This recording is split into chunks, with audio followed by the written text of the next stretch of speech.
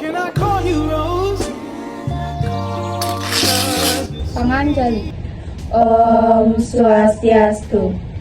Di sini kami akan mewawancarai seorang guru TK. Sebelum itu, izinkan kami memperkenalkan diri kami masing-masing. Saya Nikadek Kartika Dewi, absen 11. Saya Nikomang Anita Dewi, absen 17. Saya Nikomang Merah Kencana Dewi, nomor absen 20. Saya Niputu Intan Prajna Dewi, absen 29. Pancasila. Pancasila adalah dasar negara Indonesia. Pancasila terdiri dari 5 sila, yaitu 1. Ketuhanan yang Maha Esa. 2. Kemanusiaan yang adil dan beradab. 3. Persatuan Indonesia. 4. Kerakyatan yang dipimpin oleh hikmat kebijaksanaan dalam permusyawaratan perwakilan. 5. Keadilan sosial bagi seluruh rakyat Indonesia. Nah, Pancasila juga digunakan sebagai pedoman hidup dan pedoman dalam bermasyarakat.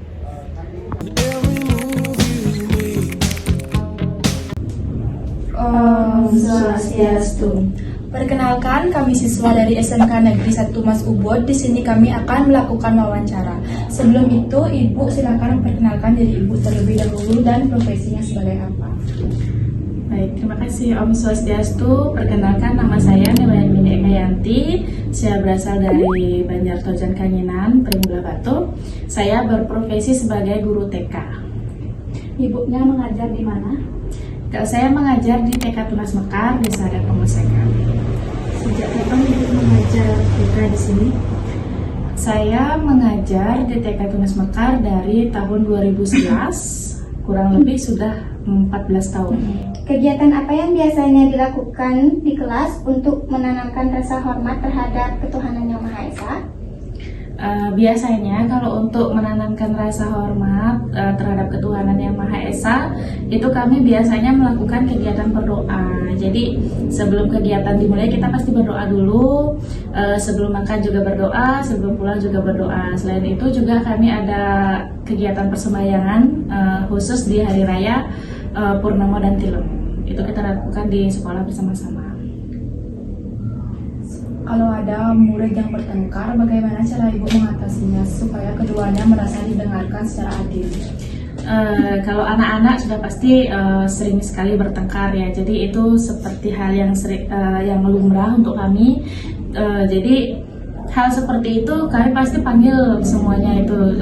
Misalkan mereka berdua bertengkar nih, kita panggil berdua, kita duduk bersama, kita tanya apa masalahnya, terus awalnya seperti apa. Kadang kan ada anak yang hanya ditoel gitu, udah mengadu seperti itu. Jadi biar saya tahu juga, saya harus dengarkan dari kedua sisi, kedua anak penjelasannya seperti apa. Nanti terakhir baru kita maaf-maafan. Paling seperti itu aja. Terus kita kasih penjelasan lagi sebelum mereka pulang, kita jelaskan lagi bahwa kalau sama teman itu kita tidak boleh sering bertengkar.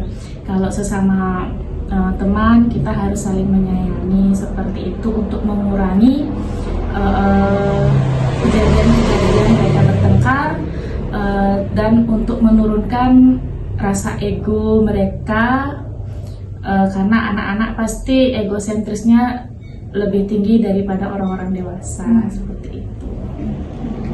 Adakah kegiatan khusus yang di sekolah Ibu kembangkan seperti persatuan dan cinta tanah air? Kalau untuk kegiatan cinta tanah air, kami biasanya saat hari-hari peringatan hari kemerdekaan seperti itu, paling kita melakukan pawai kemerdekaan atau enggak melakukan lomba-lomba dengan anak-anak. Selain itu juga kita mengajarkan lagu-lagu kebangsaan, jadi biar mereka tahu juga lagu-lagu kebangsaan itu seperti apa, dan juga kita juga mengenalkan budaya adat istiadatnya Indonesia. Kami juga mengenalkan tentang pahlawan-pahlawan, cuman tetap materinya yang sederhana aja, karena kan anak-anak pasti mereka tidak nyampe lah kalau kita terlalu detail menjelaskan ke mereka. Jadi kita paling jelaskan yang garis besarnya saja, seperti misalkan kebudayaan orang di Bali, budaya apa, dan misalkan seninya seperti itu. Paling kita ajarkan hal yang seperti itu aja.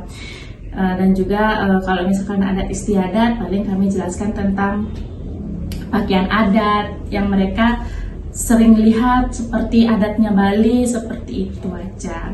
Jadi hal-hal yang sesederhana itu aja yang bisa kita jelaskan di TK, karena anak-anak kan masih belum paham mereka sejauh itu. Ya. Kegiatan kelas apa yang menurut Ibu dapat melibatkan setiap anak untuk mengambil keputusan sehingga sampai mufakat? Keputusan, oke. Biasanya kalau kami di sini membuat kesepakatan kelas. Jadi begitu sebelum anak-anak masuk kelas, sebelum kita mulai pelajaran, itu selalu kita ingatkan dulu kesepakatan kita dalam kelas seperti apa, misalkan kehadiran. Jadi anak-anak harus ada tepat waktu. Kemudian kalau di kelas, kalau mereka pakai mainan harus dikembalikan lagi setelah digunakan. Kemudian alat tulis juga sama. Jadi setelah dipakai harus dikembalikan lagi ke tempatnya, seperti itu.